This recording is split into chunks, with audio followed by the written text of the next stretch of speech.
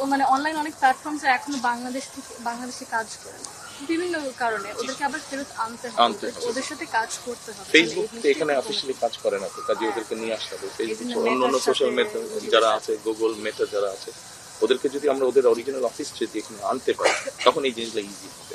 2002-2003 সময় যে অ্যাসিডের আমাদের শিক্ষাও দিতে হবে বাচ্চাদেরকে, তরুণদের, যুব সমাজকে এই যে এগুলোর ব্যাপারে লিগাল গাইডেন্স যদি থাকে, লিগাল প্রোটেকশন, যদি consequences people face consequences reporting, তাহলে কিন্তু জিনিসটা আস্তে আস্তে কমে আসবে। কিন্তু এটা বাড়ছে আর রয়ে থাকছে কারণ কিছু হচ্ছে না, কিছু করলে হচ্ছে না, তো আর ধরা পাচ্ছে না। তো জিনিসটাকে একটু গুছিয়ে হয়তোবা আমাদের বুঝতে হবে যে এটা নিজ মতোই ঠিকঠাক হবে না, আমাদের কিছু করার প্রয়োজন।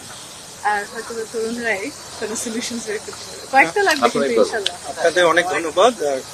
আপনি যেটা হয়তো বা বলতে চাচ্ছেন, আমি যদি বুঝে বসি, যে আমাদেরকে যেটা শেখানো হচ্ছে, যেটা অফিসিয়াল ট্রেনিং এ আছে, ইটস নট আপ টু পার, যেটা দুনিয়াতে আমরা দেখতে পাচ্ছি, যেটা সাধারণ মানুষেরা অলরেডি নিজেরা করে ফেলছে, আরো এগিয়ে যাচ্ছে। তো আপনি বলছেন ওই মানে জিনিসটাকে ব্যালেন্স করার জন্য, সেটাই তো। কিন্তু ওই যে বললাম পানির ফিল্টার করতে কয়েকটা স্তর লাগবে, আমাদের ওই স্তরগুলো পার করতে হবে। আমরা হুট করে এখানে জাম দিতে পারবো না, অতটুকু জায়গায় আমরা জাম দিতে পারবো না, আমাদেরকে হেঁটে হেঁটে কাছে গিয়ে জাম করতে হবে, বা হেঁটে হেঁটে